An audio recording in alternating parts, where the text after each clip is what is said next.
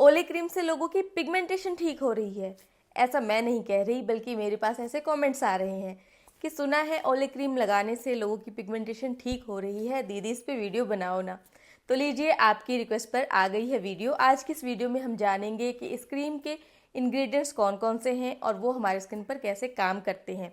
इस क्रीम को लगाने से हम अपनी त्वचा में कौन से पॉजिटिव बदलाव की उम्मीद कर सकते हैं, क्या वाकई ये पिगमेंटेशन पर काम करेगी या फिर नहीं करेगी। और मैं आपको ये डिसाइड करने में भी हेल्प करूंगी कि आपको ये क्रीम परचेज करनी चाहिए या फिर नहीं। तो चलिए स्टार्ट करते हैं आज की video. Thanks to all beautiful eyes watching my channel. मैं डॉक्टर वंदना स्वागत करती हूँ आपका मेरे अपने चैनल में, जिसका नाम है डॉक्टर वंदनास आयु लैब। तो आज की इस वीडियो में मैं ओले 7-in-1 डे क्रीम का रिव्यू दे रही हूँ। ये एक डे मॉइस्चराइज़र है, साथ ही आपको 15 SPF भी मिलता है।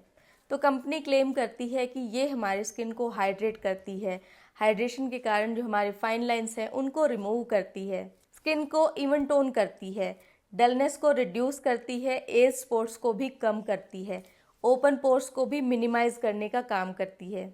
ये डलनेस को दूर करती है, स्किन को ब्राइटन अप करती है, टेक्सचर को स्मूथ करती है।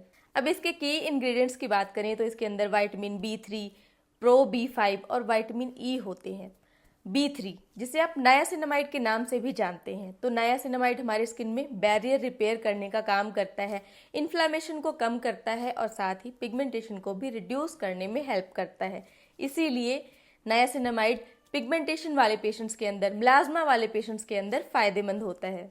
B5 हमारे स्किन को सूदिंग इफेक्ट देता है, बैरियर रिपेयर करने में और हीलिंग में हेल्प करता है, यानी एक तरीके से सपोर्टिव रोल प्ले करता है। तो इसके अंदर विटामिन E होता है जो कि एंटीऑक्सीडेंट का काम करता है, ऑक्सीडेटिव स्ट्रेस को रिड्यूस करता है, यानी एंटी एजिंग का भी काम करता है। इन्हीं सारे गुणों से पिगमेंटेशन में भी हेल्प कर सकता है। अदर इंग्रेडिएंट्स की बात करें तो इसके अंदर सोडियम एस्कोर्बिल फॉस्फेट होता है जो कि विटामिन C का एक डेरिवेटिव है और ये माइल्ड एंटीऑक्सीडेंट की तरह काम करता है, यानी कि सपोर्टिव काम करता है। इसके अंदर ग्रीन टी एक्सट्रैक्ट भी होता है जो कि एंटी इन्फ्लामेटरी का काम करता है। साथ ही इसके अंदर फिजिकल सनस्क्रीन जैसे कि टाइटेनियम डाइऑक्साइड, जिंक ऑक्साइड और साथ में ही इसके अंदर केमिकल सनस्क्रीन का भी कॉम्बिनेशन रखा गया है।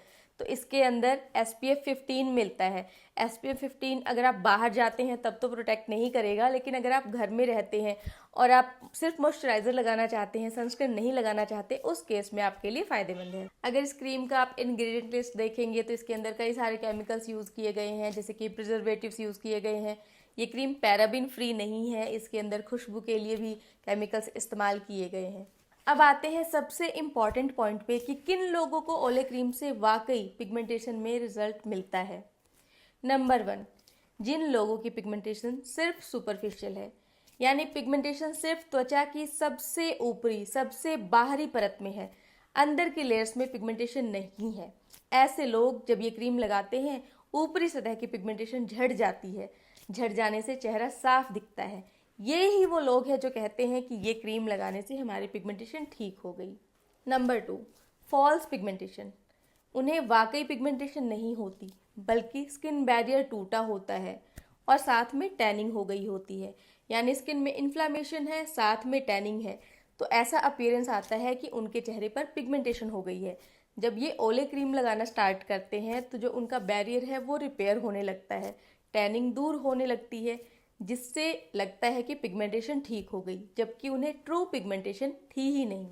अब ट्रू पिगमेंटेशन वाले लोगों की बात करें, जिन्हें मेलास्मा है, पोस्ट इन्फ्लामेटरी या फिर हार्मोनल पिगमेंटेशन है, जिन्हें असली वाला पिगमेंटेशन है, ऐसे लोग इस स्टेज पर धोखा खा जाते हैं। वो इस क्रीम को 2-3 महीने यूज़ करते हैं और फिर कहते हैं मेरे ऊपर तो काम ही नहीं कर रही। तो यहाँ पर क्रीम गलत नहीं है, बल्कि क्रीम से आपकी एक्सपेक्टेशंस गलत हैं। जिन लोगों की डर्मल पिगमेंटेशन है उन पे तो जैसा कि कोई भी क्रीम काम ही नहीं करती, तो ये क्रीम भी कैसे काम करेगी। तो ये क्रीम लगाने के बाद भी लगता है कि फिर से पैसे वेस्ट हो गए। चलिए अब बात करते हैं कि किन लोगों को ये क्रीम नहीं लगानी चाहिए, कौन से लोग हैं जो परचेज करने की सोच सकते हैं। तो सबसे पहले बात करते हैं किन लोगों को नहीं लगानी चाहिए। अगर आप प्रेग्नेंट हैं, प्रेगनेंसी प्लान कर रहे हैं या फिर ब्रेस्ट फीडिंग महिला हैं, तो फिर आपको ये क्रीम नहीं लगानी। अगर आपकी स्किन एक्सट्रीमली सेंसिटिव है, बिल्कुल रेडनेस आ जाती है उसके अंदर, स्किन बिल्कुल पतली हो गई है, ऐसी कंडीशन में भी आपको ये क्रीम नहीं लगानी।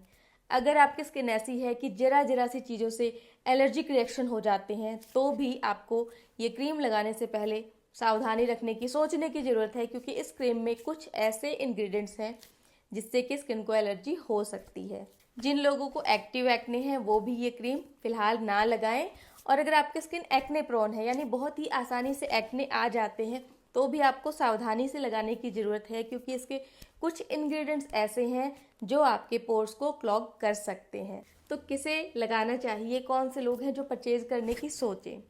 अगर आपकी जो स्किन है वो ड्राई है, फाइन लाइंस हैं उसमें, तो फिर आपके लिए बहुत ही अच्छे मॉइस्चराइज़र का काम कर सकती है।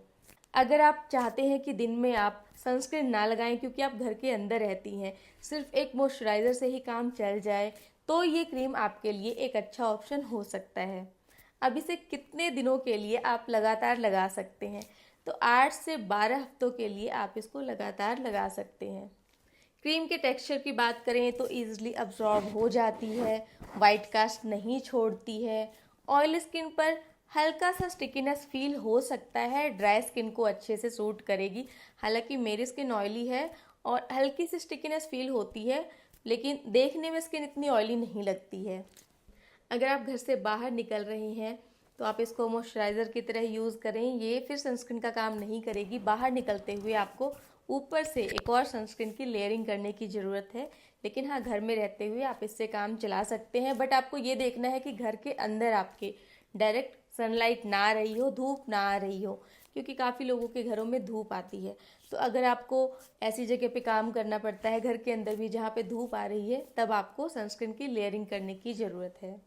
मेरा इस क्रीम के साथ एक्सपीरियंस बताऊं तो ये क्रीम मैंने तब इस्तेमाल की जब मेरी स्किन पर कोई पिगमेंटेशन नहीं थी। मैंने लंबे टाइम इस्तेमाल नहीं की और मुझे एग्जैक्टली याद नहीं है कि मैंने ये ही वेरिएंट यूज़ किया या फिर नहीं, क्योंकि मैंने जो इस्तेमाल किया था इसके पाउच आते थे, पाउच इस्तेमाल किए हैं। तो अभी भी आप पता कर सकते हैं, नियर बाय शॉप पे हो सकता है इसके पाउच आते हों। तो ना, इनकी जो क्रीम है, जितने भी वेरिएंट्स हैं, मोस्टली सभी का जो टेक्सचर है सिमिलर है। अगर आप एक भी कोई सा पाउच खरीद कर लगाएंगे ना, आपको इसका टेक्सचर समझ में आ जाएगा कि कैसा है और आपको परचेज करनी चाहिए या नहीं, ये आइडिया भी आ जाएगा। तो आज की वीडियो बस यहीं तक। अगर आप में से किसी ने भी ओले क्रीम यूज़ की है तो आपका जो भी पॉजिटिव या नेगेटिव फीडबैक है कमेंट बॉक्स में ज़रूर शेयर करें, इससे दूसरे लोगों को और हेल्प मिल सकती है। साथ ही अगर आपको कोई भी क्वेरी है तो कमेंट करके ज़रूर पूछें। वीडियो अच्छी लगी हो तो लाइक कर दें। ऐसी ही और वीडियोज़ के लिए subscribe to my channel. Stay healthy, keep glowing.